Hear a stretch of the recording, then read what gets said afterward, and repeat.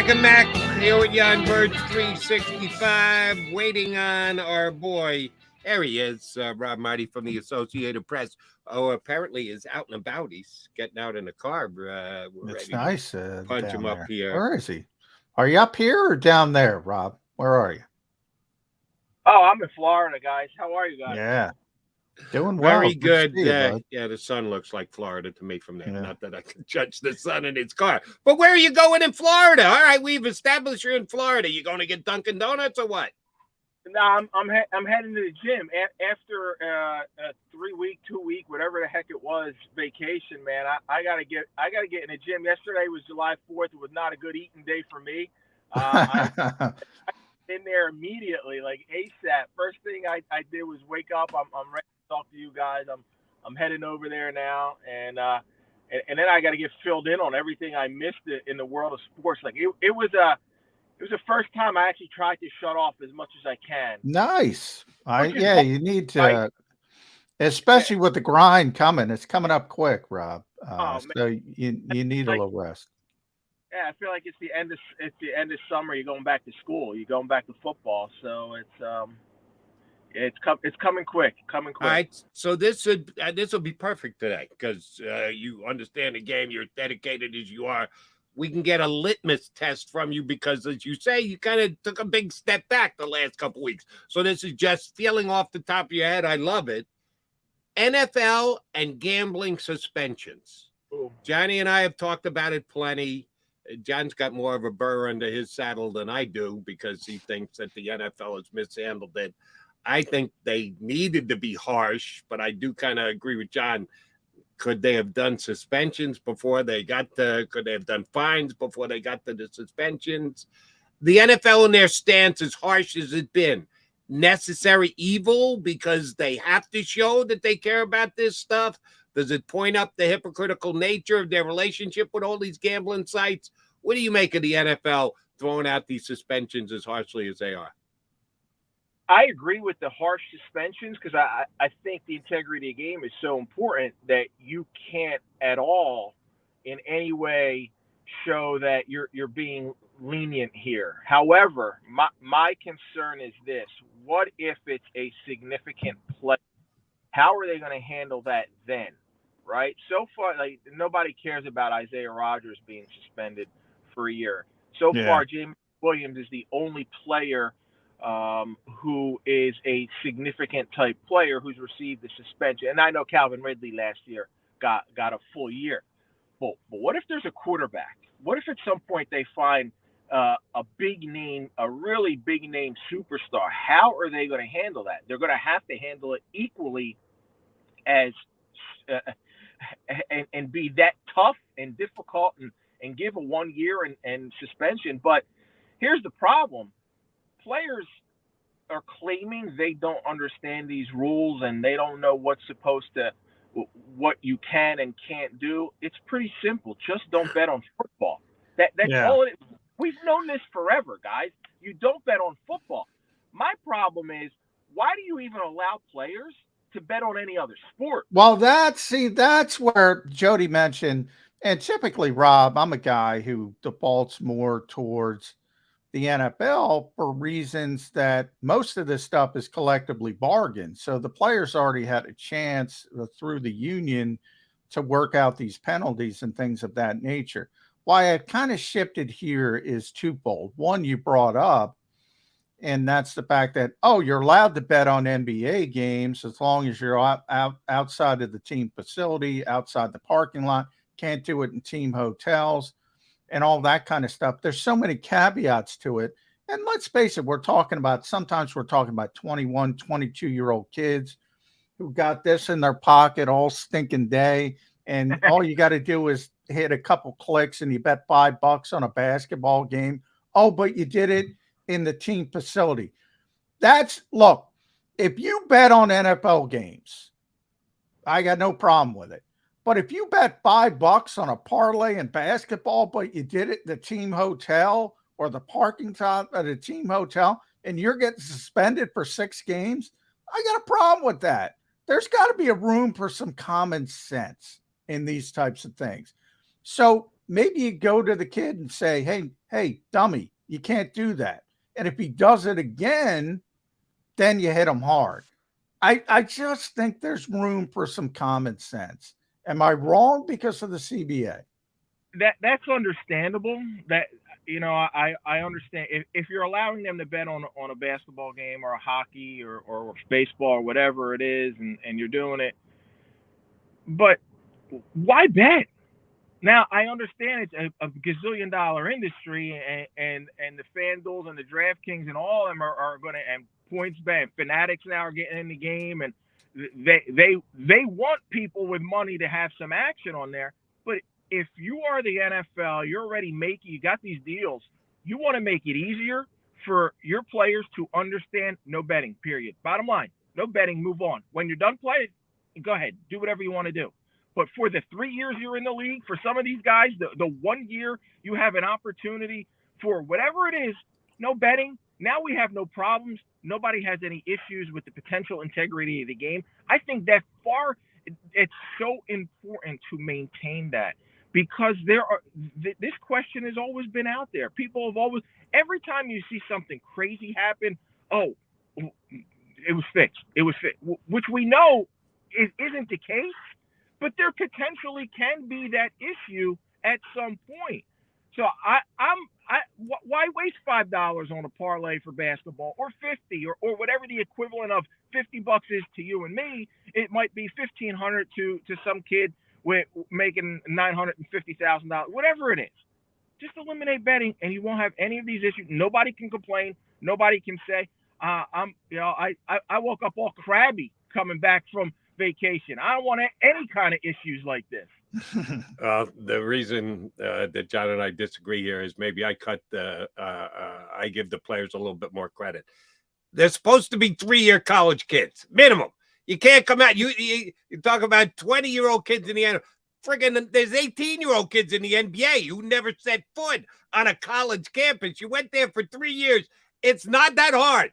You can't bet on NFL. You can't bet on anywhere tied to a team facility, hotel, whatever. Bet at home. You want to bet the NBA, you got to be at home. I think the kid should be able to figure that one out. That's just me. But I give him credit to be able to understand the difference between what you can and can't do. All right, Maaddi, man, we're less than 3 weeks before camps open up. Who's the most pressure on in the NFL this year? What team? I want to say Aaron Rodgers and the New York Jets. When that trade goes down, when he's brought in to be the savior of a franchise at this stage of his career, the way things shook out in Green Bay, and there's some pressure when you're 39, 40 years old and you got to go in and win right away, because you look at the landscape of the NFL. Even if you're the Chiefs and you're Patrick Mahomes and you're Joe Burrow in Cincinnati and Josh Allen, there's some pressure, I think, in Buffalo too, Jody. I think they got to prove that they can go to the next step, the next level. The most pressure, the first thing I would point to is there's high expectations in New York. It is New York, even though they play in North Jersey. It's Aaron Rodgers, and I will point to him and say he's got to come in there, and they got to win, and they got to be a Super Bowl contender immediately. And I don't know that that's going to happen in that loaded AFC, but I would certainly point to him as the guy and the team with the most pressure. Yeah, I would just tweak it a little bit, Rob, and say that, Joe Douglas, Robert Saleh under a ton of pressure. Aaron Rodgers, man, he's just going to have some ayahuasca. He's going to be fine. There's no pressure on that guy. Yeah. There are a number of high-profile veterans still out there. We're about 3 weeks to camp. Most notably, probably the biggest names are Dalvin Cook, DeAndre Hopkins still. But there's a lot of other guys. Zeke Elliott's still out there. I mean, Jarvis Landry, we talk about here a lot. The Eagles needing potentially an upgrade at wide receiver 3. Yannick Ngakoue still out there. We know last year Ndamukong Suh and Linval Joseph waited and sort of did that ring shopping. Did Howie Roseman? I've been talking about this, Rob. Did Howie Roseman create a new market in the NFL for these veteran players who've made a lot of money? And they don't want to pay for the veteran minimum. They don't want to go through the grind of training camp and OTAs and the off-season work. Are we going to see more of guys like Lynn Ball and Ndamukong Suh just sitting back and saying, well, let me see who's good, and if they need help, I'll come in season? Potentially, Jadeveon Clowney, right? Unless he signed in the last couple of days. He's out there. Couple of Super Bowl MVPs, Nick Foles and Joe Flacco. So there's a lot of guys out there, big name guys. It's interesting what you say, John, in regards to how Sue and Joseph came in last year. I think it depends on the player and his kind of where he is in his career. Like Leonard Fournette might want to be in camp and play. A guy like Clowney or a guy like Robert Quinn is at the tail end of his career, but he's another one who's out there and available. Maybe they go that route. It also depends on the position. I think if you're a defensive lineman, that's something that you could probably come in and you're more of a plug and play. If you're a skill position player, there's the transition a little bit of being ready, being able to play, being in great shape, knowing the system and all that.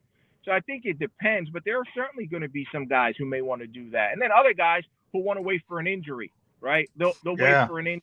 And then there's with Zeke Elliott, the thought has been all along that he's going to eventually go back to the Cowboys. I know Dak Prescott is close with him, wants him back in Dallas. That could still happen. At what point will it happen? Will some of those backs like Elliott and Cook wait until Jacobs and Saquon Barkley figure out what they're going to do, whether they go back on the franchise tag or get a deal, and how does that affect them? I thought Hopkins would have signed by now. I guess he's just taking his time, right? DeAndre Hopkins, and trying to figure out if it's going to be New England or where else he wants to go. I would have thought that he'd want to go somewhere that has a better chance of winning than New England. We'll see how that goes. Tennessee brought him in. I don't see them with any chance of a Super Bowl, but it's potentially something that I think guys can do. Wait, go ring shopping, as you said, and see how that almost worked out nicely for Joseph and Sue. Yeah. They got to the doorstep, but that stinking turf, right? They're still complaining about that. Still, man. Yeah, we got to bring that up, Rob. Yeah. No, let's not do that again. We spent 20 minutes talking about that with Mike Gill. All right. First of all, on the Jets, Jets, you're right. There is going to be a ton of pressure on the Jets this year.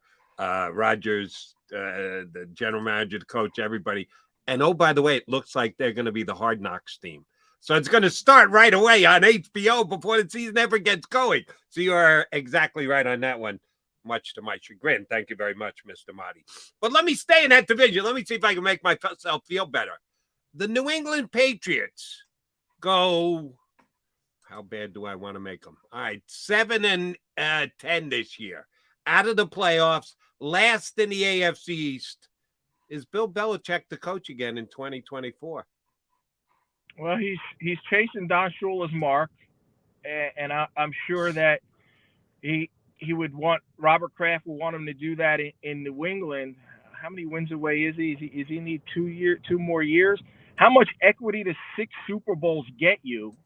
That's the question, right? Yeah, that's why I'm asking. How it should. You know, man, it should give you a hell of a lot. I think it gives you a long, and I know Kraft has said we got to get in the playoffs and we got to make the playoffs, and he said all those things to seemingly put pressure on Bill Belichick. I would be surprised if Bill Belichick left the New England Patriots not on his own doing. I would be surprised if he ended up, whenever his time is to leave New England, that it came down from Robert Kraft. I think Bill Belichick has earned as arguably the greatest head coach in the history of the NFL, with 6 championships, albeit all with Tom Brady, who went on and won one without him. And now we know that it's more Brady than Belichick. Still, I would be surprised if he doesn't have the ability has built up enough goodwill, equity, whatever you want to call it, to be able to leave on his own terms, whether it's in 1 year, 2 years, 3 years. But there's a heck of a lot of pressure, I think, on the New England Patriots and Belichick to figure out, Bill O'Brien's there now. Is Mac Jones going to be the guy after a nice rookie year and a subpar sophomore season? Can they get in the playoffs? And I look at them as more of a 7-8 win team than a 9 or 10 win team.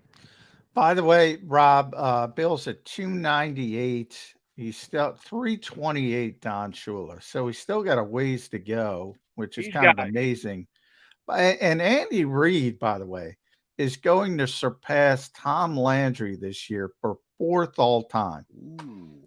Andy Reid. He's not only a Hall of Famer, but when you get into, and I may even do this now in the days leading into training camp with not much happening, do some rankings, right? You rank your head coaches, you rank your quarterbacks. Depending on the criteria of rankings, Andy Reid is arguably the best coach in the NFL right now. If your criteria is 2023 going into that season, if you go career, you got to go Belichick.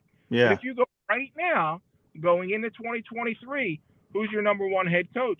It's Andy Reid. Yeah, I would have no problem with that ranking. Andy Reid is one of the greatest coaches of all time, and he's somehow underrated in this town, or at least because he didn't get over the top. But the consistency, and that was his whole philosophy, as you know, Rob, just if you're good every year and you get into the playoffs, at some point the stars are going to align. That was Andy's whole philosophy. It aligned in Kansas City with the help of Patrick Mahomes. That's a big part of it. But, I mean, to be that good, that consistent year in and year out, that to me defines great coaching. And everybody has bad years because it's cyclical, the talent. Belichick's had him, Andy's had him if you coach long enough. But, man, we're lucky to see these two coaches in this generation. These are two of the best ever. And Andy hasn't had them in Kansas City. I believe they've made the playoffs all but 1 year. Yeah, all but 1 year. So. And that year they didn't. They still had they may have been 9-7. I may be maybe 10-6. I might be off with that one. And by the way, remember how bad they were before Andy got there. Yeah. People forget that, Rob. Yeah. And they were 9-7 the 1 year. So he's Mike Tomlin did in Kansas City. Never had a losing season in Kansas City. Pretty impressive because of where they were. The Romeo Crennel team was 2-14. I remember that team. They were a bad football team, and Andy got there. And they also had a lot of issues. There was the player who came to the building and with the gun. Javon Belcher, yeah. And so that was all the last. He completely turned that culture around, turned everything around. He's instantly a Hall of Fame, a first ballot Hall of Famer. Andy Reid will be, and my question is how long is he going to do it? And I think that's what everybody is asking Andy. And there was some thought or some talk, hey, that might be it after the last Super Bowl. But not as long as Patrick Mahomes, Travis Kelce, and that crew is still hanging around. Andy can chase a third and a fourth ring and continue to do it the way he has been. And I think Mahomes is certainly the difference maker for him. We see that in what he's been able to do in his career. It's where do you put Doug Peterson on that 2023 head coach list? I gotta have him top 5. Yeah, Doug's a very good coach. Doug's a very good coach. I don't know if I could get him into the top 5. All right, Maaddi, man, you mentioned Aaron Rodgers. How about his replacement up there in Green Bay? When Rodgers took over for Favre, he went 6-10 the first year. McCarthy had been coaching a couple of years, somewhat similar to LaFleur. LaFleur's putting a couple extra over McCarthy. You got any feeling on Jordan Love? People ask me this on my show. I get Packer fans calling me on my national show and go, what do you think of Jordan Love? I don't know. I haven't seen him. He's a mystery man as far as I'm concerned. The couple of games he stepped in when Rodgers got hurt. Have you been able to draw any conclusions on Jordan Love? Are they going to have that succession / success in Green Bay that they've had for the last couple of decades? I think it's going to be difficult to match the level of play that Aaron Rodgers and then before that Brett Favre gave him. To go from Hall of Famer to Hall of Famer to Jordan Love and expect Hall of Fame career Well, out that's of what that. Packer fans are expecting. Yes. Yeah, that I don't know what that cheese is doing to their heads out there in Green Bay, if that's what you're thinking. I got to see more. I'm like you, Jody, and I think we all are in the same boat. When Jordan Love's been in the league now and hasn't done anything but a couple cameo appearances, we don't know how much has he learned. He's been able to sit there and soak in all the knowledge he possibly could from Aaron Rodgers and learning the system and understanding it. And it's not like going out there as a rookie. He's going to go out there as an experienced guy who's been in the league, who hasn't played, but he's getting the reps now. I think he's ahead of the game in that sense. But I don't know if he's going to go out there and instantly be a Pro Bowl quality type player. I think it's going to be difficult to do that. It's hard. There's got to be a drop off when you go from Hall of Famer like Aaron Rodgers to a young man like Jordan Love, who hasn't done much in this league yet. Well, I always argue, Rob, that Green Bay has the most spoiled fan base in the country because they have had literally over 30 consecutive years of Hall of Fame quarterback play. They don't know how the other half lives. Over 30 consecutive years of Hall of Fame level quarterback play. So that's why you said you can't replace a Hall. Well, they already did it. So they expected they would go from Favre to Rodgers to Jordan Love. I'm with you. But I will say this. I think Jordan Love's going to be better than people think. And that division is wide open, because it looks like Minnesota's rebuilding. I like Detroit, but they got a bunch of gambling suspensions they got to deal with. Chicago, I don't think they're ready with Justin Fields, but somebody's got to win that division. Why not the Packers? Yeah, it is I think it is a wide open division, and I'm on the Lions bandwagon, but I also still think that Minnesota's got a shot and see if they can overcome some of their losses. But it might be one of those divisions where top to bottom are separated by 4 games, 7 wins, 6-10, 7-10. I don't see anybody coming out of there with more than a 10-7 record. They're going to beat each other up a little bit. I would lean towards the Lions, Minnesota, Green Bay, Bears 3-4, or Bears, Packers 3-4, either way. But I think it could be one of those divisions where going into December, it's anybody's. And depending on how you finish up, whoever's healthiest, you lose a starting quarterback, you lose Kirk Cousins, you lose Jared Goff, and either one of those teams are a little bit, they're going to come down a notch. And it's going to always be a matter of who's healthiest. Can Jordan Love step in there and lead him to an 8-9 division championship? Potentially. I just don't see him leading them to a 10-7, 9-8, or 11-6 type of season at this point. All right, last thing, bring it back to the Eagles for you, Maaddi. If I said that the Eagles' road to a return to the Super Bowl is going to be difficult because they've got the hardest schedule of any team in the NFL. Now, that's based on last year's record of the teams that they're playing this year. But like we just said with Minnesota, we really think Minnesota's going 13-4 again? Probably not, but they're playing Minnesota, but we're counting them as a 13-4 opponent as of now. If I say it's going to be difficult because of their strength of schedule, you go, Jody, strength of schedule is irrelevant. You got to do the strength of schedule week by week by week to see who they're playing, and only in-season strength of schedule is the only thing that matters. What is your thoughts on trying to evaluate how a team's going to play on the upcoming season as per their strength of schedule? Yeah, I don't put much stock into it at all. I think to answer a question, the Eagles will have a tough challenge, or however you want to pose it, going back. Strength of schedule will be 6, 7, 8, 9, somewhere down on my list. It's got to do more with some of the losses on defense. It's the fact that it's hard to lose a Super Bowl and get back to it the very next year. Only 2 teams have ever lost the Super Bowl and won it the following year. Hasn't happened since the Patriots, and before that it was the Dolphins. Losing Gannon and Steichen, and I know It's the coordinators, it's not the head coach, but I think there's a drop off there. And you pointed out everything that I would want to say about strength of schedule. It is in season. This isn't the same 13-win Minnesota team. Some of these teams there's been a drop off with some, and some of these teams that are considered who had 4 seasons last year are going to be better this year. So it is more week to week. I don't care much about their schedule. I care about how they're playing week in and week out and what they can do. As Jalen Hurts has said, this team's got to find its identity for itself. What they did last year doesn't matter, but I think it sure does matter a heck of a lot in the fact that they know what they can accomplish. They know they can be that front runner from week 1 all the way throughout the season. That's what they were last year. They were the big dog in the NFC. They carried the way. They were the team leading the pack, and I think they learned a lot from that, and they also learned a lot from how they fell short at the end, cleats aside, and Gannon being concerned or focused on his next job aside, whatever it may be. Gotta get the cleats in there.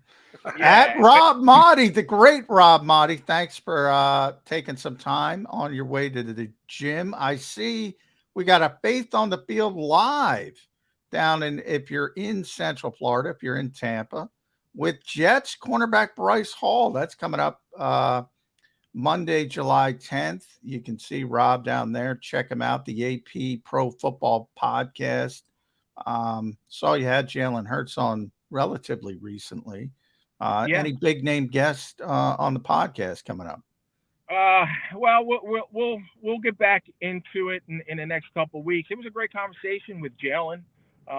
Really enjoyed that conversation. They can go back and catch the whole thing with Jalen back anywhere you find your podcast, and I put enough clips I think out there. That did interrupt my vacation, I will say that. I did say, hey, you want to talk to Jalen? I did take a minute off to talk to Jalen Hurts for about 15 minutes one day, but maybe this week I'll get to writing about it, because I wasn't about to sit there and do more work than just talk to Jalen Hurts. All right, so, more important than talking to Jalen Hurts, more important than McMullen and McDonald, more important. Are you getting over to the Trop at all this week? Come on, your Phillies are in your town. They're down your neck of the woods. Come on, tell me you're going to be at the Phillies Rays. I'm going to have to, but you know what I had to do this week? Because I have YouTube TV down here, and you can't get the Rays home games. So I got the MLB app, so I watch the Phillies on my phone, or my wife never lets me have baseball on the big TV. It's got to be the secondary TV, right? You can't have, so it's on the phone, it's on the pad, it's on the computer. But now they black out the Rays games. So I'm like, how do I get the Rays Phillies series? I got to watch Nola Eflin. I know we got a barbecue and there's 20 people in the house. I got to watch Nola Eflin. So I figured out there was, for all my Philly fan friends who are living in Florida, if you're watching this, you got to get Fubo TV. What do you call it? Fubo TV. It's a Fubo, right? Okay. Whatever it is. Okay. You get a 7-day free trial, and you can watch the Phillies Rays series, and then you don't need to pass that 7 days. So I did that yesterday. Watched almost every pitch of my guys. I love Nola and Eflin. Had a great relationship with both of those guys, so it was nice to see that back. Nice game in the system. Nice. The NFL's going to suspend you 6 games. Well, Maaddi, man, I hope you make it over to the Trop for one of these next couple of days. Get your workout in today. Thank you very much for hopping on us. We'll get back to you when camp. Thanks, Rob. That's Rob Maaddi, lead writer for the Associated Press, who, not only a Philly, when I say Philly guy, I mean Philly, Philly, but also Phillies. I've spent time with Rob down in Clearwater covering the Phillies in spring training. He loves his Phillies as well. All right, Mac and Mac coming back. Johnny Mac, Jody Mac, you know what we got to do. Put a bow on today.